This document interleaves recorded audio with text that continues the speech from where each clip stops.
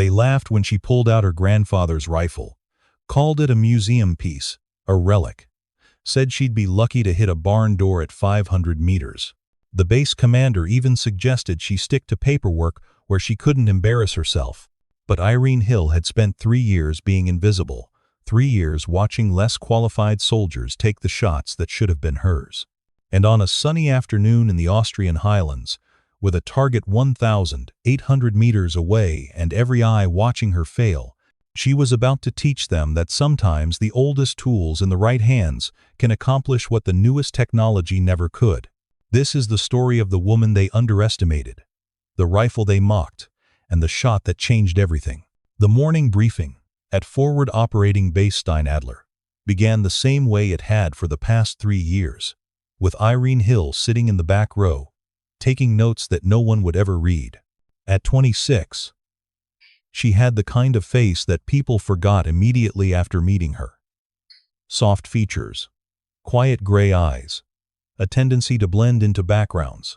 She'd learned to use that invisibility as armor, a way to protect herself from the disappointment of being overlooked again and again. Captain Werner Hoffmann stood at the front of the briefing room, his barrel chest straining against his uniform as he outlined the week's training exercises. The Austrian forward base hummed with the usual pre-dawn energy, soldiers preparing for another round of mountain warfare drills in the peaks that surrounded them like stone sentinels. Marksmanship qualifications continue this week, Hoffmann announced, his voice carrying the gravel of 2 decades in service. Lieutenant Kruger will be leading the advanced sniper training for our top shooters. Irene's pen paused over her notepad. Advanced sniper training. She'd requested inclusion in that program 6 times over the past 2 years. 6 times she'd been told that her skills were better utilized in reconnaissance support, which was military speak for, "You're not good enough for the real work." "Dietrich, your team leader," Hoffmann continued, nodding toward a tall soldier in the 3rd row. "Bachmann, your spotter. Zimmerman, you're on the 800-meter range. Fischer, you take the 1,000-meter position." Irene waited, though she already knew her name wouldn't be called. It never was. Not for the important assignments, not for the challenging positions. She was reconnaissance support, which meant she spent her days mapping terrain, calculating wind patterns, and preparing data that other soldiers would use to take the shots she'd trained for. "Hill," Hoffmann's voice cut through her thoughts. "You're on equipment maintenance and range safety. Make sure the gear's accounted for, and no one does anything stupid." Equipment maintenance, range safety, the assignments that got handed to people who weren't trusted with actual firearms. Irene nodded, her expression neutral, though inside she felt the familiar burn of at this base. 3 years of qualifying scores that put her in the top 15% of shooters. And she was still counting bullets, instead of firing them. As the briefing dispersed, she overheard the conversation that had become so familiar she could recite it by heart. "Thank God Hill's not shooting with us," Dietrich muttered to Bachmann as they gathered their gear. "Did you see that ancient rifle she brings to the range? Looks like something her great-grandfather dug out of a trench." Bachmann laughed. "I heard it's actually her grandfather's. World War II era or something. Probably hasn't been properly zeroed since 1945. She's decent at the fundamentals," Zimmerman added, though his tone suggested this was damning with faint praise. "But there's a difference between plinking at 300 meters with a historical artifact and actually performing in combat conditions. No offense to her, but I wouldn't want someone with that kind of equipment watching my back." Irene kept walking, her jaw tight, her hand steady on her notepad. They always said no offense, as if those 2 words erased the sting of being dismissed, as if her choice of weapon defined her capabilities rather than her skill in using it. The rifle they mocked was indeed her grandfather's.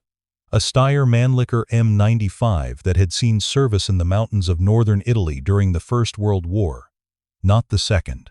Her grandfather, Klaus Hill, had been a mountain infantryman who'd learned to shoot in conditions that would have sent modern soldiers running for their heated barracks. He'd taught Irene everything he knew before he died.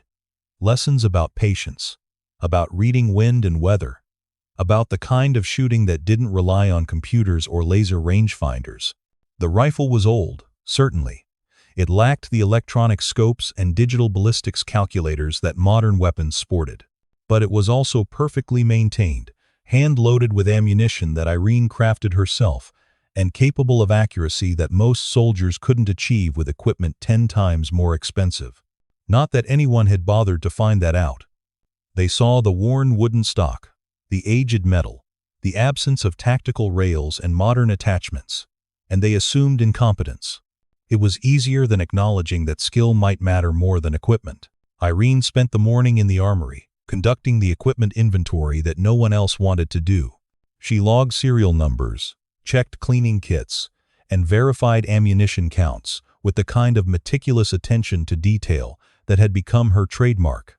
If she couldn't prove herself on the range, she could at least be irreproachable in her assigned duties.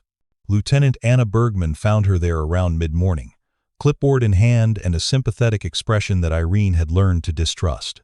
"Hill," Bergman said, leaning against the doorframe. "I wanted to talk to you about your latest transfer request." Irene looked up from the rifle she was inspecting, already knowing what was coming. "It was denied." "It was denied," Bergman confirmed. "Captain Hoffman feels that your current position better utilizes your organizational skills. He thinks you're more valuable in support roles." "I'm a trained marksman, ma'am," Irene said quietly. "My qualification scores put me above half the soldiers in the advanced program." "I know that," Bergman replied. And to her credit, she actually said, "But Hoffman has concerns about your equipment choices. He thinks that rifle of yours is a liability. Too old, too unreliable, not suited for modern combat conditions. Has he ever seen me shoot with it?" "That's not the point, Hill. The point is that in a combat situation, we need to trust that every piece of equipment will perform to standard. Your rifle doesn't meet those standards, regardless of how well you shoot with it." Irene set down the rifle she'd been inspecting, her hands careful and controlled. "Ma'am, with respect, my grandfather made shots with this rifle that most modern snipers couldn't replicate. He taught me to read wind by watching grass move, to calculate bullet drop by understanding air density, to make adjustments that computers do automatically now. That knowledge doesn't become obsolete just because the technology is old." Bergman sighed. "I understand your attachment to the weapon, Hill. I really do. But this is about more than sentimentality. It's about ensuring that every soldier in this unit can rely on standardized equipment and predictable performance." "Then, let me prove it," before she could stop them. "Give me one chance to demonstrate what this rifle can do. If I fail, I'll switch to standard equipment and stop requesting advanced training. But if I succeed, I want consideration for the sniper program." Bergman studied her for a long moment. "You really believe in that old rifle, don't you?" "I believe in what it taught. The rifle is just a tool. But the skills it helped me develop are anything but obsolete." "I'll talk to Hoffman," Bergman said finally. "But don't get your hopes up. He's got pretty firm opinions about maintaining equipment standards." As Bergman left, Irene returned to her inventory, but her mind was elsewhere. She'd been patient for 3 years, had followed every rule, had accepted every dismissal with quiet professionalism. But patience had its limits, and she was rapidly approaching hers. The afternoon brought Irene to the 500-meter range where the advanced training group was conducting drills. Her official role was range safety officer, which meant she stood behind the shooters with binoculars and a clipboard, watching for unsafe practices and recording scores. In reality, it meant she got to watch other soldiers take the shots she'd trained for while her own skills atrophied from disuse. Dietrich was up first, settling into position behind a modern Accuracy International rifle, equipped with a Schmidt and Bender scope that cost more than Iron 6 months. He took his time, adjusting his position, checking his breathing, and consulting the ballistics computer mounted to his rifle. "Wind at 3 o'clock, 8 kilometers per hour, Lieutenant Kruger called out, providing the environmental data that any competent shooter should be reading for themselves. Temperature 18 degrees Celsius. Humidity at 45%. Target is 500 meters, Standard NATO practice round. Dietrich fired. The target registered a hit, slightly left of center mass. Good, but not exceptional. Solid shot, Kruger commented. But you're pulling left. Check your trigger finger placement. Bachmann went next, then Zimmerman, then Fischer. Each shot was competent, professional, exactly what you'd expect from soldiers who'd completed basic sniper training. But Irene, watching through her binoculars, could see the small mistakes that better shooters would have avoided. Zimmerman didn't properly account for the slight crosswind that had picked up. Fischer's breathing rhythm was off, causing a vertical dispersion in his shots. Bachmann was relying too heavily on his ballistics computer instead of developing an intuitive feel for the conditions. None of them were bad shooters. But none of them were exceptional either.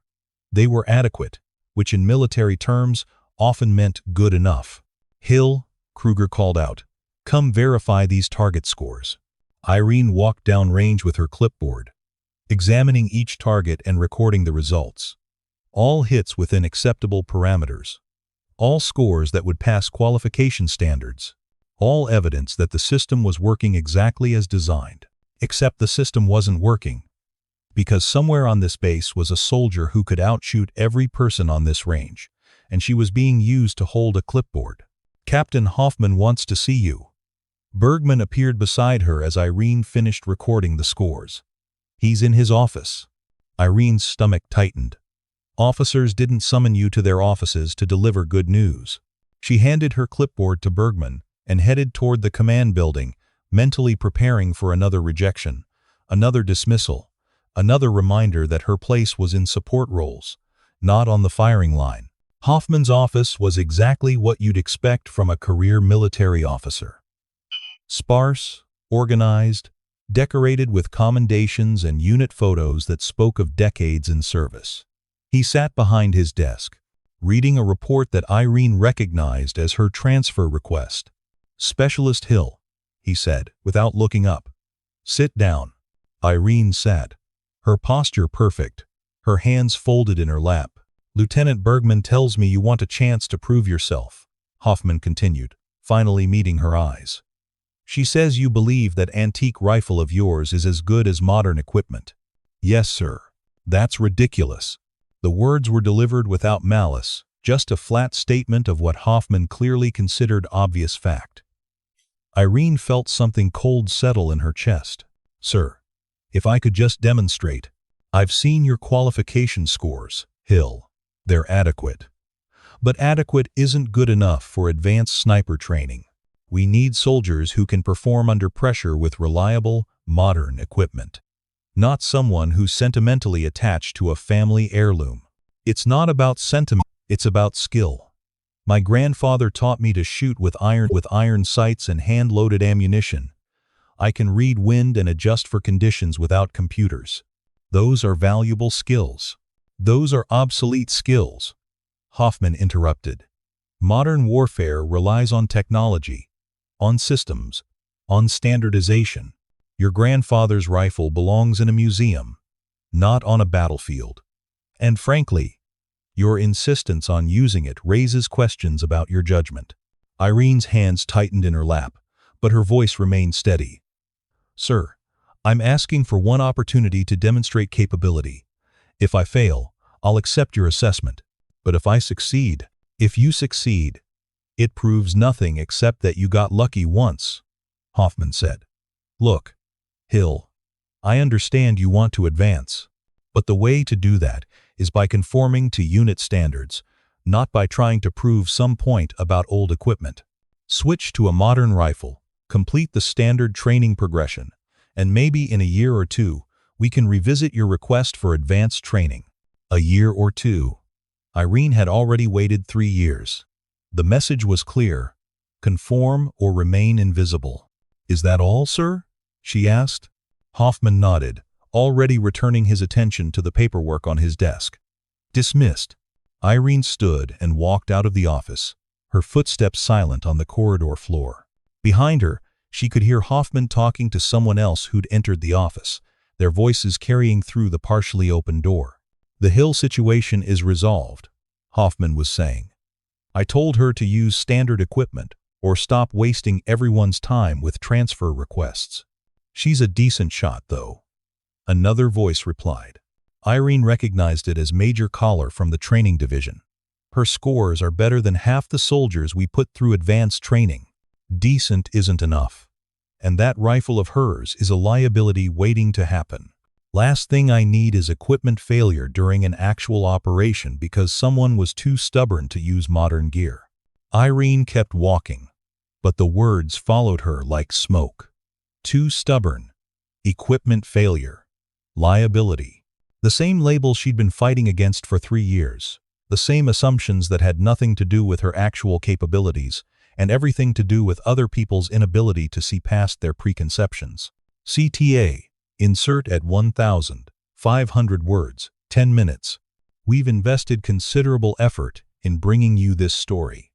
If you find it engaging, please consider subscribing to our channel. Your support is greatly appreciated. Now, let's return to the narrative. That evening, Irene sat in her quarters. The Steinadler disassembled on her bunk. She cleaned each component with the care her grandfather had taught her, running a cloth over metal that had been maintained for more than a century. The rifle was old, yes, but it was also perfectly precisely crafted, capable of accuracy that modern production rifles couldn't match because it had been made by hand, not stamped out by machines. Her grandfather's voice echoed in her memory, patient and measured as he'd taught her to shoot in the mountains above their village. The rifle doesn't make the shooter, Irene. The shooter makes the rifle. Modern soldiers forget this. They think technology will compensate for lack of skill. But when the batteries die and the computers fail, it's the fundamentals that matter. Breath control, trigger discipline, reading the environment. These things never become obsolete. She'd been 12 when he'd given her the rifle, 15 when he'd taught her to hand-load ammunition, 17 when she'd made her first 1,000-meter shot under his guidance. He'd been a difficult teacher, demanding precision and patience, never satisfied with anything less than her best effort. But he'd also believed in her in a way that no one at this base ever had. Irene reassembled the rifle with practiced efficiency, then pulled out her private logbook. Inside were detailed notes on every shot she'd taken over the past 3 years, wind conditions, temperature, humidity, elevation, range, and result. She'd been keeping this record religiously, studying patterns, learning to predict how different conditions would affect bullet trajectory. The data showed what Hoffman refused to see. She wasn't just adequate. She was exceptional. Her groupings were tighter than any soldier in her ability to read wind conditions was superior to soldiers who relied on electronic anemometers. Her cold bore accuracy, the ability to make a perfect first shot without warm-up rounds, was nearly perfect. But numbers in a private logbook meant nothing without the opportunity to demonstrate them. And that opportunity had just been denied, again. Irene closed the logbook and lay back on her bunk, staring at the ceiling. She could conform, could switch to a modern rifle, follow the standard progression, wait patiently for advancement that might never come. It would be the smart choice, the safe choice, the choice that every reasonable person would recommend. But something in her, the same stubborn streak that had kept her training when others said she should quit, refused to accept that path. Her grandfather hadn't raised her to be reasonable. He'd raised her to be exceptional, and exceptional meant finding a way when everyone said there wasn't one. Somewhere on this base, there had to be an opportunity to prove herself. She just had to be ready when it presented itself. And ready was something Irene Hill had been preparing for her entire life. The opportunity came 3 days later, though not in any form Irene could have anticipated. She was conducting morning equipment checks when Lieutenant Bergman burst into the armory, her face flushed with urgency. "Hill, grab your gear. We've got a situation." Irene looked up from the inventory she'd been completing. "Ma'am?" Reconnaissance drones spotted what looks like hostile activity in the northern sector, about 15 kilometers from here. "Command wants eyes on the situation, but the terrain's too rough for vehicle access. We're sending a small team to establish an observation post." Irene's heart rate accelerated. You want me on the reconnaissance team? I want someone who actually knows how to read terrain and won't get lost in the mountains.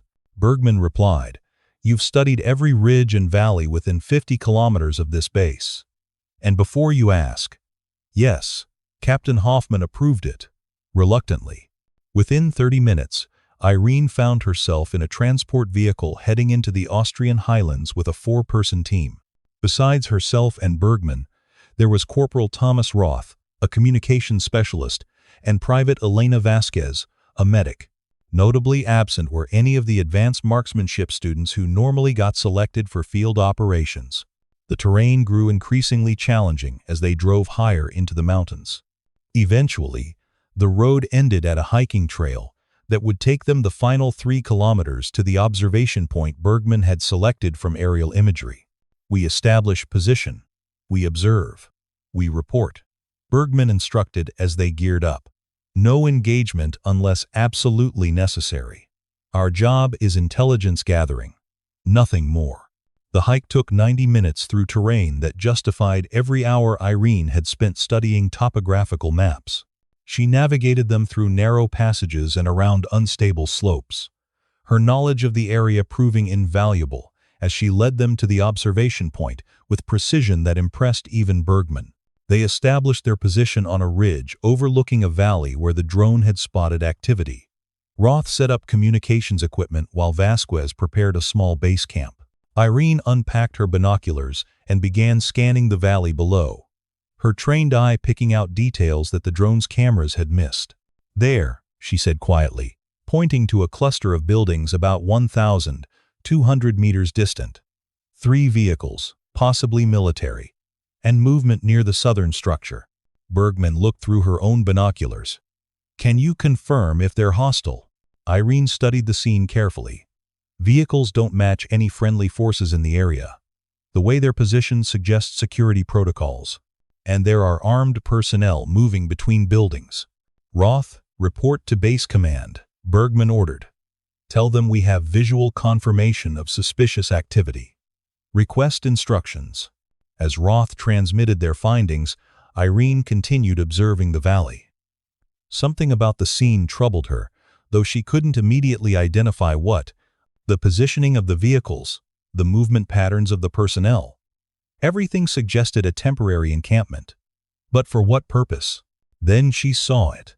Near the northern building, partially concealed by camouflage netting, was equipment that made her blood run cold. Long tubes that could only be one thing. Portable missile launchers. Ma'am, Irene said urgently. They have anti-aircraft capabilities. Those are SAM launchers, probably targeting the civilian flight corridor that runs through this valley. Bergman's face went pale. Are you certain? 90% certain. I'd need better magnification to confirm. But the shape and positioning match portable surface-to-air missile systems. Roth looked up from his communications equipment. Base command wants confirmation before they can scramble response teams. They need positive identification of the weapon systems. Bergman cursed under her breath. Our binoculars don't have enough magnification at this distance. We'd need to get closer, which would expose our position. Or we need a better optical system, Irene said quietly, her hand moving to the rifle case she'd brought. Inside was her grandfather's Steyr Mannlicher, equipped with a vintage but high-quality scope that offered significantly better magnification than their standard binoculars. Bergman followed her gaze and understood immediately. That scope is good enough? It's a Zeiss ZF-41 from 1944. Not modern, but the optics are exceptional. At 1,200 meters, I can give you positive identification. Do it. Irene carefully unpacked the rifle, feeling the familiar weight settle into her hands. She positioned herself at the edge of the ridge, the weapon steady against her shoulder as she peered through the scope. The vintage optics, perfectly maintained over decades, brought the valley into sharp focus. Through the magnified view, details emerged that had been invisible before. She could see the missile tubes clearly now, confirmed their type and operational status. She could also see something more concerning.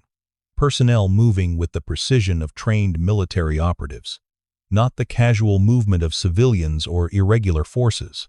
Confirmed SAM launchers, she reported. Model looks like Igla Systems, Russian manufacture. Count 4 tubes, all appear operational. Personnel count approximately 12. Moving with military discipline. Bergman relayed the information to Roth, who transmitted it back to Base Command. The response was immediate and tense. Base Command wanted continuous observation, updated intelligence on personnel movements, and any indication of when the missile systems might become operational. For the next 3 hours, Irene remained at the ridge edge, using her rifle scope to monitor the valley. She tracked individual personnel, documented equipment movements, and noted changes in the encampment's security. The same weapon that Hoffman had dismissed as a museum piece was providing intelligence that modern reconnaissance equipment had failed to capture. They're preparing something, Irene reported as afternoon shadows lengthened across the valley. Increased activity around the launcher positions. Looks like they're conducting pre-flight checks. How long until they're operational? Bergman asked.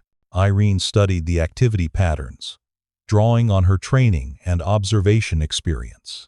Based on current pace, maybe 90 minutes. They're being methodical, which suggests they're preparing for a specific target. Roth looked up from his communications equipment, his face grim. Base Command confirms civilian airliner scheduled to pass through this corridor in approximately 2 hours. Standard commercial flight from Vienna to Milan, carrying 240 passengers. The implication hung in the air like poison. If the missile systems became operational, if the hostile force in the valley engaged that civilian aircraft, hundreds of people would die. And the nearest rapid response team was at least 3 hours away. Command is scrambling fighter jets, Roth continued. But they're concerned about collateral damage to the civilian flight if they engage too close to the flight corridor. They need those launchers disabled before the airliner enters the threat zone. How are they planning to do that? Vasquez asked. They're not sure yet. The terrain makes helicopter insertion too risky, and ground forces can't reach the position in time. They're considering a drone strike, but the proximity to civilian infrastructure makes that complicated. Irene continued watching through her scope, her mind working through calculations that had become second nature. Distance to target, 1,200 meters. Wind conditions, moderate, variable due to mountain terrain. Temperature dropping as afternoon progressed, which would affect air density and bullet trajectory. Elevation difference, approximately 3 centimeters, requiring significant adjustment for bullet drop. The missile launchers themselves would be nearly impossible to disable with small arms fire. But the operators, the human element necessary to target and launch the weapons, were vulnerable. And there were critical points on the launcher systems. Fuel feeds, guidance computers, electrical systems that could be damaged by precise fire. Ma'am, Irene said quietly, her voice steady despite what she was about to propose. I might have a solution. Bergman turned to her, and Irene saw the lieutenant already understood what she was suggesting. Hill. That's 1,200 meters. In mountain conditions, with variable wind. I've made longer shots in training, Irene replied, which was technically true, though those shots had been taken in controlled conditions with spotters and preparation time. And more importantly, I've studied this valley for months. I know how wind moves through these peaks, how temperature inversions affect trajectory. I can make these shots. These shots? Bergman emphasized the plural. You're talking about multiple targets at extreme range with a rifle that Captain Hoffman considers obsolete. I'm talking about disabling those launchers before they can engage a civilian aircraft, Irene corrected. I can target the operators first, create confusion and delay, then target critical systems on the launchers themselves. Even if I can't completely disable them, I can buy time for the response teams to arrive. Roth shook his head in disbelief. That's impossible. Nobody makes multiple precision shots at that range under field conditions. You'd need perfect conditions and computer-assisted targeting. Or, you need a shooter who learned fundamentals before computers existed. Irene replied, echoing her grandfather's words. Sir, ma'am, I understand the stakes. I understand what happens if I fail. But I also understand what happens if we do nothing. That airliner enters this valley in less than 2 hours, and hundreds of people die. I'm offering you a chance to prevent that. Bergman was silent for a long moment, weighing impossible choices. Finally, she keyed her radio. Base Command, this is Observation Team 7. We have a possible tactical solution. Request permission to engage hostile forces with precision rifle fire from current position. The response was immediate and skeptical. Observation 7. Your position is over 1,000 meters from target area. Are you certain engagement is feasible? Negative certainty, Bergman replied honestly. But we have a qualified marksman who believes she can make the shots. Given time constraints and lack of alternative solutions, we request authorization to attempt. The silence from Base Command stretched for 30 seconds that felt like hours. Irene could imagine the conversation happening in that operations center. Officers weighing an unconventional solution against the certainty of disaster if they waited for conventional forces to arrive. Finally, a different voice came through the radio, one Irene recognized as Major Caller. Observation 7. Identify your marksman. Bergman met Irene's eyes before responding. Specialist Irene Hill, sir. Another pause. The logistics specialist? The one with the World War I rifle? World War I, sir. Irene corrected over the radio, unable to stop herself. And yes, sir. I'm the one requesting permission to engage. Hill, this is Major Kohler. I'm looking at your qualification scores. They're good, but they don't show anything at ranges over 800 meters. What makes you think you can perform at 1,200? Irene took a breath, knowing that her next words would either earn her a chance or end the conversation. Sir, my grandfather taught me to shoot at ranges up to 1,500 meters using this rifle. I've maintained that training independently for the past 8 years. I have detailed logs documenting successful shots at extended ranges under various conditions. And more importantly, I've spent 3 years studying this specific terrain. I know how wind moves through this valley, how temperature affects trajectory at different elevations. I'm not guessing, sir. I'm prepared. Prepared with a rifle that Captain Hoffman says belongs in a museum. With respect, sir, Captain Hoffman has never seen me shoot with this rifle. No one at this base has, because no one ever gave me the opportunity to demonstrate capability. I'm asking for that opportunity now, when it actually matters. Caller's voice carried a note of dark humor.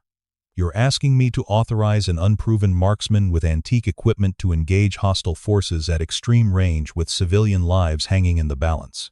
Do you understand how insane that sounds? I understand it sounds insane, sir. I also understand that the alternative is watching a civilian airliner get shot out of the sky because we were too conventional to try an unconventional solution. Another long silence. Then, if you miss, Hill, if those missiles launch and that plane goes down, this will end your career. Possibly end it with a court-martial. If I don't try, sir, and that plane goes down anyway, I'll have to live with knowing I could have prevented it. I'd rather face a court-martial than face that. Bergman interjected. Sir, for what it's worth, I've watched Specialist Hill navigate us through terrain that would have gotten most soldiers lost. She knows this area better than anyone. If she says she can make these shots, I believe her. More silence. Then Major Kohler's voice returned, harder now, committed. Authorization granted. Observation 7. You are cleared to engage hostile forces at your discretion. Hill, you've got one chance to prove Captain Hoffman wrong. Don't waste it. Irene felt her heart rate slow, felt the familiar calm that came before difficult shots. Understood, sir. Beginning engagement. She settled into position, the rifle's familiar weight against her shoulder, her body molding to the terrain. Roth moved closer with binoculars to serve as spotter, while Vasquez prepared medical supplies in case the situation deteriorated into close combat. First target, Irene murmured, her eye pressed to the vintage scope. Operator near the northeastern launcher. He's conducting pre-flight checks, which makes him priority. She began her calculations, the same process her grandfather had drilled into her thousands of times. Wind speed and direction, measured by watching grass movement and dust patterns in the valley. Temperature differential between her elevated position and the valley floor. Bullet drop over 1,200 meters, which would be substantial. The curvature of trajectory. The Coriolis effect at this range. The spin drift of the bullet as it traveled. Modern shooters relied on ballistics computers to make these calculations instantly. Irene made them instinctively, her mind processing variables faster than she could articulate them. The rifle became an extension of her intent, the scope a window into possibility. Wind changing, Roth observed. Picking up from the west. I see it, Irene replied, watching flags near the encampment shift. She adjusted her aim point, compensating for the wind that would push her bullet right. The adjustment was measured in inches at the scope, but translated to feet at the target. Her breathing slowed. 3 breaths, deep and controlled. On the 4th exhale, her body settled into perfect stillness. The rifle steadied, the crosshairs finding their mark. Time seemed to expand, each second stretching into clarity. Send it, Roth whispered, using the spotter's traditional phrase. Irene's finger tightened on the trigger with perfect gradual pressure. No jerk, no anticipation, just smooth, consistent force until the rifle fired. The Steyr-Mannlicher's report echoed across the valley, a sharp crack that seemed impossibly loud in the afternoon stillness. Irene worked the bolt with practiced efficiency, chambering another round while keeping her eye pressed to the scope. At this range, it would take nearly 2 seconds for the bullet to reach its target. She counted mentally. 1,001. 1,002. In the valley below, the operator she'd targeted suddenly collapsed, the 8mm bullet striking exactly where she'd aimed. For a moment, the other personnel didn't react, couldn't process what had happened. Then chaos erupted. Hit confirmed, Roth reported, his voice tight with disbelief. Target down. Others are scattering. Second target, Irene said, her voice flooding her system. Operator moving toward the southeastern launcher. He's reaching for communications equipment. She tracked the running figure, leading him slightly to account for his movement. The second shot required different calculations. The target was moving. Wind had shifted again, and the angle had changed. Her grandfather's voice echoed in her memory. A running man moves at 5 meters per second. At 1,200 meters, your bullet needs 2 seconds to arrive. Lead him by 10 meters, maybe 12 with wind. The second shot echoed across the valley. 2 seconds later, the communications operator fell. 2 for 2, Bergman murmured, watching through binoculars. I don't believe what I'm seeing. But Irene was already acquiring her third target. The remaining personnel had taken cover, making individual targeting difficult. She needed to shift strategy, to target the launcher systems themselves. Through her scope, she could see the fuel feed lines on the nearest launcher, vulnerable points where a well-placed shot could cause significant damage. Targeting mechanical systems now, she reported. Northeastern launcher, fuel coupling. This shot was harder. The target was smaller, and the launcher system was partially protected by the equipment's own bulk. But fuel systems were volatile. A penetrating hit could create problems that would take significant time to repair. The third shot struck metal, and Irene saw fuel begin spraying from the ruptured line. Not catastrophic, but enough to render that launcher inoperative without major repairs. One launcher down, Roth confirmed. They're trying to mobilize the others. Irene shifted to the second launcher, her movements fluid and practiced. Years of training compressed into smooth efficiency. The southeastern launcher was being hastily prepared by the remaining personnel, who now understood they were under attack from a distance they couldn't easily return fire from. Her fourth shot targeted the launcher's guidance computer housing, the electronic brain that allowed the missile to track aircraft. The bullet punched through protective casing, and she saw sparks as delicate electronics died. 2 launchers disabled, Bergman reported into her radio. Base Command. Hostile forces are attempting to activate remaining systems. We're continuing engagement. The response from Base Command crackled with urgency.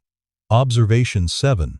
The advised civilian airliner is now 90 minutes from your position. Rapid response team is still 60 minutes out. You need to maintain suppression. Irene was already tracking the 3rd launcher. The remaining hostile personnel had reorganized, were working frantically to make at least one system operational. She could see someone, probably the team leader, directing operations with urgent hand signals. Target is directing launch operations, she told Roth. If I eliminate him, it might buy more time. That's a long shot for a moving target, Roth warned. They're all long shots, Irene replied. That's the point. She tracked the leader as he moved between the launchers, waiting for him to pause, to present a stable target. The wait stretched for 30 seconds that felt like minutes. Then he stopped, standing still as he examined the damaged launcher, trying to assess whether it could be repaired quickly. Irene's 5th shot crossed 1,200 meters of mountain air and found its mark. The leader dropped, and with him went the organized coordination of the hostile force. The remaining personnel scattered, some diving for cover, others abandoning their positions entirely. Multiple hostiles retreating to vehicles, Roth reported. Looks like they're considering withdrawal, but 1 launcher remained operational, and 2 personnel were still working on it with desperate determination. They understood, as Irene did, that time was running out. If they could get that final launcher active, they might still complete their mission. Irene targeted the launcher's elevation mechanism, the hydraulic system that allowed it to track targets across the sky. Her 6th shot struck true, and hydraulic fluid sprayed across the valley floor as the system failed catastrophically. All launchers disabled, she reported, her voice steady despite the fact that she'd just performed what most marksmen would consider impossible. Remaining hostiles are withdrawing. The valley fell into an eerie quiet after Irene's 6th shot. Through her scope, she watched the remaining hostile personnel abandon their positions and rush toward the vehicles. Their organized military discipline had dissolved into panicked retreat. Within 3 minutes, all 3 vehicles were racing down the mountain road, leaving behind disabled launchers and their fallen comrades. Hostiles are withdrawing, Bergman reported into the radio. All missile systems confirmed disabled. Threat to civilian air corridor has been neutralized. The response from Base Command came through, and this time Irene could hear multiple voices in the background, overlapping conversations filled with disbelief and urgency. Major Kohler's voice cut through the noise. Observation 7. Confirmed that all shots were taken by Specialist Hill with her personal weapon. Confirmed, sir, Bergman replied. 6 shots, at approximately 1,200 meters, all successful engagements. I've been observing through binoculars. I wouldn't have believed it if I hadn't watched it happen. Neither would I, Lieutenant. Neither would I. Maintain your position and continue observation until Rapid Response Team arrives. And Hill. Outstanding work. Truly outstanding. Irene lowered her rifle, her hands beginning to tremble now that the adrenaline was fading. 6 shots. 6 hits. At a range that most marksmen would consider beyond practical limits. With a rifle that Captain Hoffman had dismissed as obsolete. The magnitude of what she'd just accomplished was beginning to register, along with what would have happened if she'd missed. Roth was staring at her with something approaching awe. How did you do that? That's not possible. That shouldn't be possible. It's possible if you've spent 8 years preparing for it. Irene replied quietly, carefully engaging the rifle's safety. My grandfather made shots like these in combat, in worse conditions than today. He taught me that technology is useful, but fundamentals are eternal. Vasquez offered her a water bottle, which Irene accepted gratefully. Her mouth was dry, her body still processing the stress of the engagement. "You saved 240 people today," the medic said. "You know that, right? That airliner would have been shot down if you hadn't disabled those launchers." The weight of that statement settled on Irene like a physical thing. 240 people, families, children, business people, tourists, all continuing with their lives because an overlooked logistics specialist with an old rifle had been given one chance to prove herself. Observation 7. Be advised. Another voice crackled through the radio. "This one was familiar in the worst way, Captain Hoffman. I'm en route to your position with the rapid response team. I want a full debrief on this engagement. Hill, you and I need to have a very serious conversation." Bergman glanced at Irene, her expression concerned. "That didn't sound like congratulations." "That's because he's realizing that everything he said about my rifle being obsolete was wrong," Irene replied. "And officers don't like being proven wrong, especially not publicly." The rapid response team arrived 45 minutes later. 3 helicopters carrying Special Forces operators who secured the valley and began processing the scene. Irene watched from the ridge as they examined the disabled launchers, photographed the impact points of her bullets, and documented everything with the thorough precision of a military investigation. Captain Hoffman emerged from the lead helicopter, his face set in an expression that Irene couldn't quite read. He climbed the ridge to their observation position, moving with the heavy determination of someone preparing for an unpleasant duty. "Specialist Hill," he said, his voice flat and formal. "I need to see your rifle." Irene handed over the Steyr Mannlicher, watching as Hoffman examined it with critical eyes. He checked the chamber, studied the scope, tested the bolt action. His expression remained neutral, but Irene could see tension in his jaw. "This is the weapon that made those shots?" he finally asked. "Yes, sir. At 1,200 meters. In mountain conditions. With no computer assistance." "Yes, sir." Hoffman handed back the rifle, then looked out across the valley where the disabled launchers sat as evidence of what Irene had accomplished. "I was wrong," he said quietly. "About the rifle. About your capabilities. About what matters in a marksman." The admission seemed to cost him something, but Irene recognized it for what it was: an honorable officer acknowledging a mistake. The debrief lasted 3 hours, conducted in a temporary command tent that the rapid response team had established in the valley. Irene sat across from a panel of officers that included Hoffman, Kohler, and a colonel from division headquarters who'd flown in specifically to investigate the engagement. Her rifle lay on the table between them, now treated as evidence rather than an obsolete relic. "Walk us through each shot," the colonel, a stern-faced woman named Weber, instructed. "Start with your initial assessment of the targets." Irene explained her observations, her calculations, her decision-making process for each engagement. She described how she'd read wind patterns by watching grass and dust, how she'd calculated bullet drop based on temperature and elevation, how she'd compensated for the movement of targets and the shifting conditions in the valley. "You did all of this without a ballistics computer?" Weber asked, studying Irene with intense scrutiny. "Yes, ma'am. My grandfather taught me to make these calculations manually. He believed that technology could fail, but fundamental skills would always be reliable." Weber picked up the rifle, examining the vintage Zeiss scope.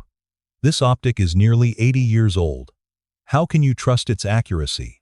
"Because I maintain it properly, ma'am. The glass is original. The adjustments are calibrated regularly, and I've verified its accuracy at multiple ranges. Age doesn't equal unreliability if the equipment is cared for correctly." Major Kohler leaned forward, his expression thoughtful.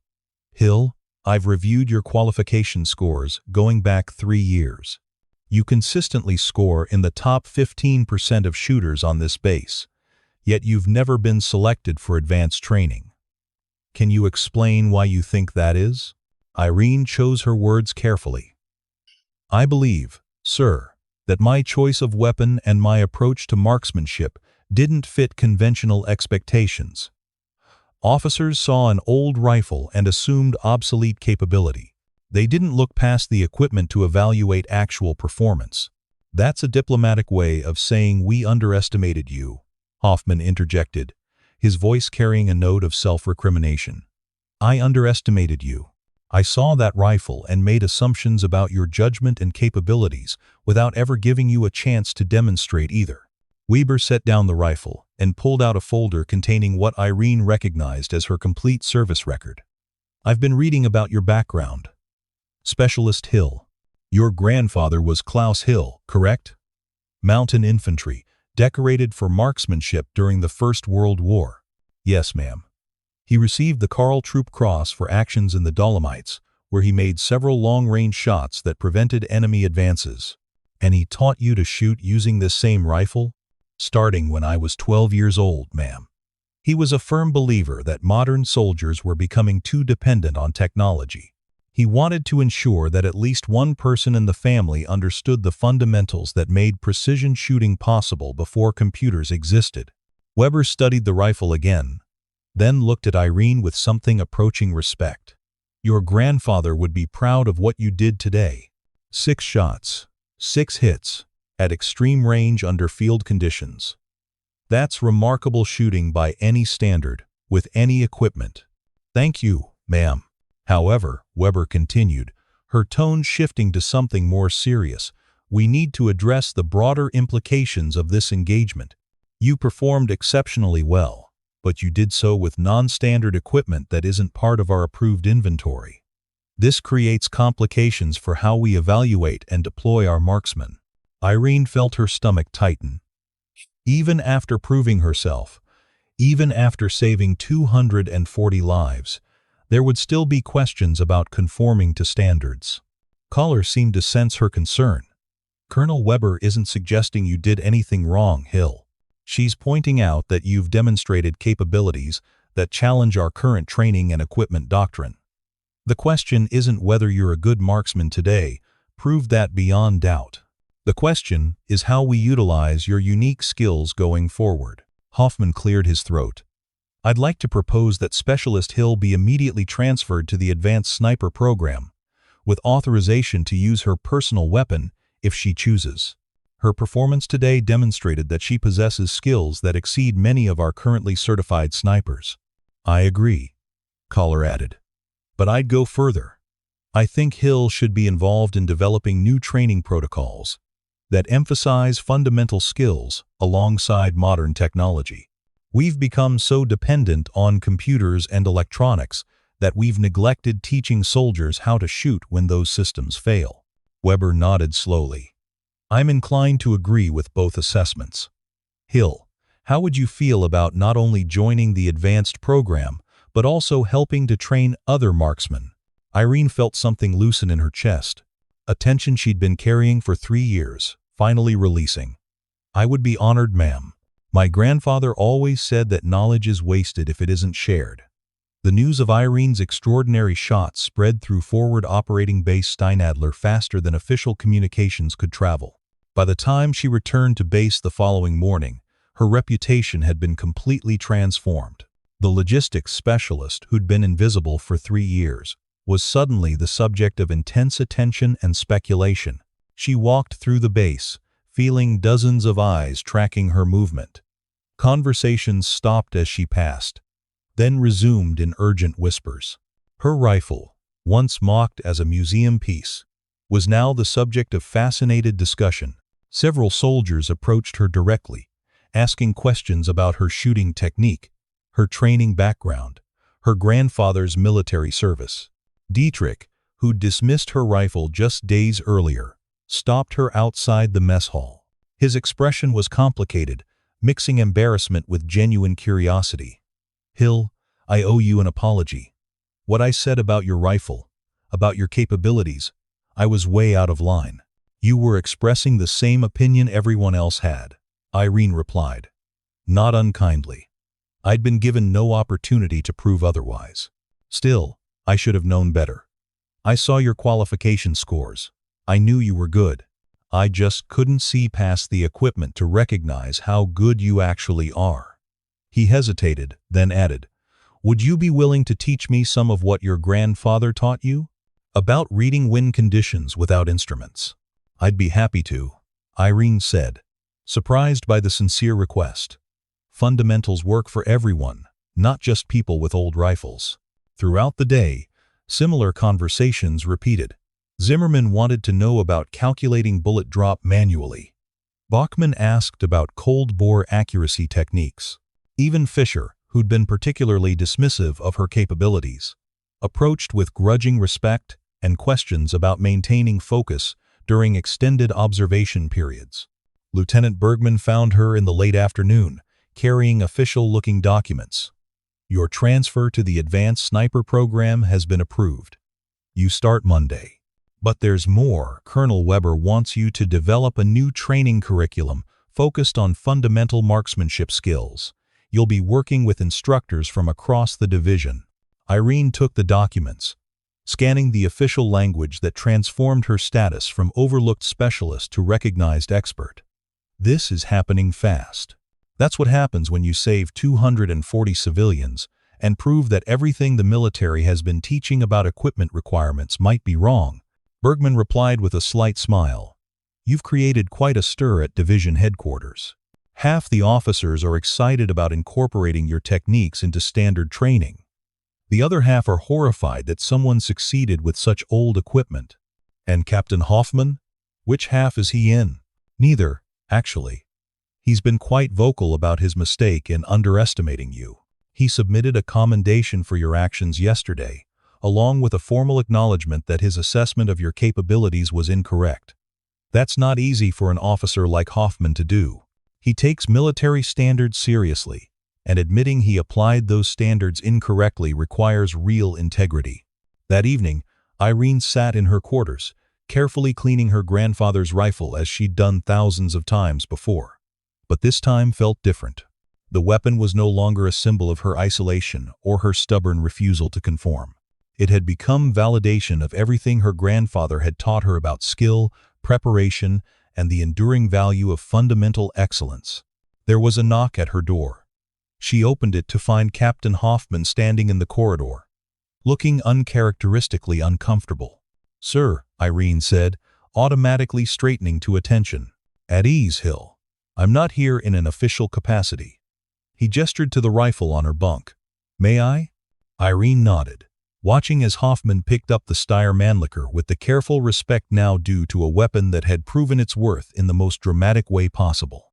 "I've been thinking about what you said," Hoffman began, "about how I never gave you a chance to demonstrate your capabilities. You were right. I saw this rifle and made assumptions. I saw your insistence on using it as stubbornness rather than confidence. I failed as a commanding officer to recognize the difference between nonconformity and incompetence.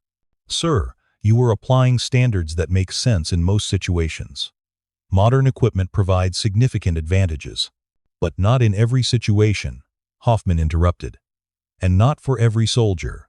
You proved that yesterday. More importantly, you proved that we've been so focused on standardization that we've stopped recognizing exceptional skill when it doesn't come in expected packages." He handed back the rifle.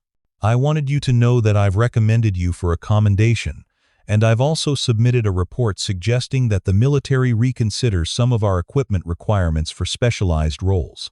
Your grandfather's rifle belongs in service, not in a museum. Just like the skills he taught you belong in our training programs, not dismissed as obsolete." 3 weeks after the incident in the valley, Irene stood in front of a classroom filled with soldiers from across the division. The advanced marksmanship training facility had been transformed into a laboratory for fundamental shooting skills, and she'd been tasked with teaching the first course in what Colonel Weber was calling precision fundamentals without technological assistance. The students ranged from experienced snipers to junior soldiers just beginning advanced training. All of them watched her with a mixture of curiosity and skepticism. Standing barely 5'4" with her grandfather's ancient rifle, she didn't match their mental image of an expert instructor. "My name is Specialist Irene Hill," she began, her voice carrying the confidence earned through recent validation. 3 weeks ago, I made 6 consecutive hits at 1,200 meters using the rifle you see here. I did this without a ballistics computer, without a laser rangefinder, without any electronic assistance. Today, I'm going to teach you how to do the same thing. One of the students, a sergeant with advanced sniper certification, raised his hand. With respect, ma'am, why would we want to learn techniques that modern technology handles automatically? Isn't that like learning to navigate by stars when we have GPS? Excellent question, Irene replied. Tell me, Sergeant, what happens when your ballistics computer fails? When your battery dies in the middle of an operation? When you're in an environment where electronics don't function reliably? The sergeant hesitated. We'd have to estimate based on experience. You'd have to guess, Irene corrected. Unless you understand the fundamentals that make those electronic calculations possible. My grandfather fought in mountains where carrying batteries wasn't practical and electronics didn't exist. He developed skills that made him effective regardless of technology. Those skills didn't become obsolete when computers arrived, they became insurance against technological failure. She walked to the window, gesturing toward the mountain range visible in the distance. How many of you can look at those peaks and tell me what the wind speed is at different elevations? How many can calculate air density based on temperature and altitude? How many can estimate bullet drop over 1,000 meters just by understanding the physics involved? Silence. A few students exchanged uncertain glances. Those are fundamental skills that every marksman should possess, Irene continued. Not as replacements for modern technology, but as foundations that make you better even when you have all the latest equipment. A soldier who understands why a ballistics computer makes certain recommendations can make better decisions than a soldier who blindly trusts the computer's output. Over the next hour, she walked them through her grandfather's teaching methods. Reading wind by observing natural indicators, grass movement, dust patterns, smoke, tree behavior, calculating temperature effects on air density and bullet trajectory, understanding how elevation changes affected both the shooter and the target, developing an intuitive feel for distance and angle estimation. The students, initially skeptical, became increasingly engaged as they realized she wasn't teaching obsolete techniques but rather fundamental principles that enhanced their existing skills. Even the experienced snipers found value in understanding the underlying mechanics of shots they'd been making with computer assistance. During a break, the sergeant who'd questioned her earlier approached. I owe you an apology, ma'am. I thought this would be a waste of time, learning old-school techniques. But you're right. I've been relying on technology without understanding what it's actually doing. If my equipment failed tomorrow, I'd be guessing. That's what this training prevents? Irene replied. Technology should enhance your capabilities, not replace them. The best marksmen are the ones who can perform with or without modern equipment. That afternoon, she took the class to the range, where she'd set up scenarios that required solving problems without electronic assistance. Students had to calculate wind compensation manually, estimate range using terrain features, and make shots based purely on fundamental skills and observation. The results were humbling for many participants. Soldiers who'd grown dependent on technology struggled with basic calculations. But as the afternoon progressed, Irene saw understanding develop. Students began connecting their theoretical knowledge with practical application, began seeing the shooting process as a series of solvable problems, rather than mysteries that computers handled automatically. As the day's training concluded, Colonel Weber arrived to observe the final exercise. She watched silently as students attempted long-range shots using only iron sights and manual calculations, their performance improving steadily as they applied Irene's teaching. Impressive progress for a single day. Weber commented to Irene. You've got a gift for teaching fundamentals in ways that make sense to modern soldiers. My grandfather had the gift, ma'am. I'm just sharing what he taught me. Don't sell yourself short, Hill. Teaching is as much about communication as knowledge. You're making these soldiers understand why fundamentals matter, which is harder than just teaching the techniques themselves. Weber paused, then added, I've been authorized to offer you a position as a permanent instructor in the Advanced Marksmanship program. You'd continue training, but you'd also develop curriculum and teach courses like today's. Interested? Irene looked out at the students on the range, watched them working through problems with newfound understanding, saw them beginning to grasp the principles her grandfather had considered essential. "Yes, ma'am." Very interested. 6 months after the Valley incident, Forward Operating Base Steinadler hosted a division-wide marksmanship competition. Soldiers from across the Austrian theater had gathered to demonstrate their skills, compete for recognition, and observe the new fundamental training methods that had become the subject of intense interest throughout the military. Irene stood at the edge of the competition range, watching competitors prepare their equipment. The contrast between then and now struck her powerfully. 6 months ago, she'd been invisible, relegated to equipment manifests, while others took the shots that mattered. Now she wore the instructor patch on her shoulder and carried the respect of soldiers who once dismissed her. The competition had multiple categories, but everyone's attention focused on the extreme long-range challenge. Targets at 1,800 meters, farther than standard qualification distances, designed to push even the best marksmen to their limits.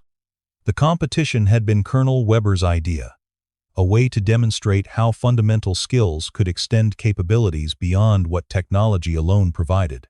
Dietrich approached her, carrying his modern rifle equipped with the latest ballistics computer and electronic rangefinder. "You competing in the 1,800-meter challenge?" he asked. "I'm an instructor now," Irene replied. "It wouldn't be appropriate. Colonel Weber specifically authorized you to compete." Bergman interjected, appearing beside them. She said, and I quote, "I want everyone to see what proper fundamentals can accomplish at extreme range. So yes, Hill, you're competing." Irene felt her pulse quicken. 1,800 meters. 200 meters farther than the shots she'd made in the valley, in conditions that would be carefully monitored and judged. It would be the longest shot she'd ever attempted with witnesses, the ultimate test of everything her grandfather had taught her. "What about my rifle?" she asked. "The competition specifies standard military equipment." Bergman smiled. Colonel Weber amended that rule. The new specification says any rifle that a soldier can demonstrate proficiency with. Your grandfather's Steyr-Mannlicher definitely qualifies. The extreme long-range competition began in late afternoon, when lighting conditions were optimal. 10 competitors, all certified snipers with advanced training, all equipped with the most modern technology available. And Irene, with an antique rifle and skills passed down through generations. Captain Hoffman, who'd been asked to judge the competition, stood at the firing line as each competitor prepared. When Irene's turn approached, he made a brief announcement that drew the attention of every soldier on the range. "Our next competitor is Specialist Irene Hill, marksmanship instructor. Some of you know her story. 6 months ago, she made 6 consecutive hits at 1,200 meters to disable hostile missile launchers threatening a civilian aircraft. She did this with the rifle you see her carrying, a Steyr-Mannlicher M95 manufactured in 1916, equipped with a vintage scope, using hand-loaded ammunition. Today, she's attempting an 1,800-meter shot with that same equipment." The crowd of observers grew larger, soldiers abandoning other activities to watch. Word had spread about the instructor who shot with her grandfather's rifle, but many had never actually seen her shoot. Irene settled into position, the familiar weight of the rifle solid against her shoulder. Through her scope, the target seemed impossibly distant, a small dark square against the mountain backdrop. 1,800 meters, nearly 2 kilometers. At that distance, her bullet would take almost 3 seconds to reach the target. Time for wind and gravity and a dozen other factors to push it off course. She began her calculations, the same process her grandfather had drilled into her 10,000 times. Wind speed estimated from grass movement and flag behavior. Temperature recorded from her notes. Air density calculated based on elevation and weather conditions. Bullet drop compensated through elevation adjustment and aim point selection. The gathered soldiers watched in fascination as she made adjustments without consulting any electronic devices. Her hands moved with practiced confidence, turning the scope's elevation knob based purely on mental calculations, adjusting her position to compensate for the wind she'd estimated through observation alone. "That's impossible," someone in the crowd whispered. "Nobody calculates 1,800-meter shots manually." "She does," another soldier replied. "I took her fundamentals course last month. She made me understand ballistics better in 1 week than I learned in 6 months of standard training." Irene's breathing slowed, her heart rate dropping into the calm zone that preceded difficult shots. 3 deep breaths. Then the 4th exhale, her body settling into perfect stillness. The afternoon seemed to hold its breath as Irene's finger tightened on the trigger. The Steyr Mannlicher fired, its sharp report echoing across the range. She worked the bolt smoothly, chambering another round while keeping her eye pressed to the scope, watching the target through the vintage glass that had witnessed a century of precision shooting. 1001, 1002, 1003. The target indicator flashed. Center mass hit. Perfect placement at 1,800 meters. The crowd erupted in applause and disbelief. Soldiers who'd been skeptical about fundamental training methods suddenly understood what their instructors had been teaching. Technology provided advantages, certainly, but skill real. Fundamental skill transcended equipment limitations. Captain Hoffman approached the firing line, examining the target through a spotting scope to verify the hit. When he turned back to the crowd, his expression mixed pride with vindication. Perfect center mass, hit at 1,800 meters. Specialist Hill has just set a new base record for longest confirmed precision shot. Irene stood, safing her rifle with hands that trembled slightly from adrenaline release. Around her, soldiers crowded closer, asking questions about her technique, her calculations, her grandfather's training methods. The rifle that had once been mocked as a museum piece was now being examined with reverence. Its century of service suddenly recognized as testament to enduring quality rather than obsolescence. Colonel Weber made her way through the crowd, her stern face showing something that might have been satisfaction. "Outstanding shooting, Hill. You've just provided the best possible demonstration of why we've invested in fundamental skills training." "Thank you, ma'am. My grandfather would have been proud." "Your grandfather would have been proud of more than just the shot," Weber replied. "He'd be proud that you refused to accept limitations others tried to impose, that you prepared yourself for opportunities that didn't exist yet, that you proved excellence isn't about having the newest equipment, but about mastering timeless principles." As the competition concluded and soldiers dispersed, Irene found herself standing alone at the firing line, her grandfather's rifle cradled in her arms. She thought about the journey that had brought her here, 3 years of invisibility, of dismissal, of being told she wasn't enough. 3 years of quiet preparation, of maintaining skills others considered obsolete, of believing in her own capabilities when no one else did. The shot in the valley had changed everything. 6 hits at 1,200 meters had transformed her from overlooked logistics specialist to respected instructor. But today's shot, this 1,800-meter demonstration, had proven something more important, that the lessons her grandfather taught weren't just about shooting. They were about patience, preparation, and the understanding that true skill never becomes obsolete. Dietrich approached as she packed her equipment. "I've been thinking about what you said in your fundamentals course, about technology enhancing capability rather than replacing it. I want to learn more. Would you be willing to do some one-on-one training?" "Of course," Irene replied. "That's what instructors do." "I just realized something," Dietrich continued. 6 months ago, I said your rifle looked like something from a museum. I was wrong. Museums preserve things that don't work anymore. Your rifle proves that quality craftsmanship, proper maintenance, and fundamental skill never stop working. They just get better with time."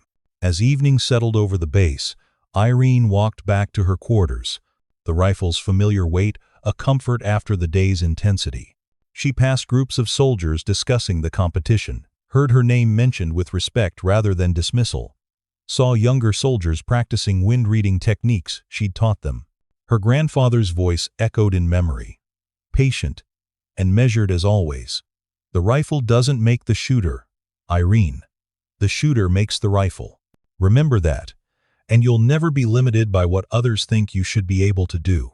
She'd remembered, and in remembering, she'd transformed not just her own trajectory, but the way an entire military division thought about skill, preparation, and the enduring value of fundamental excellence.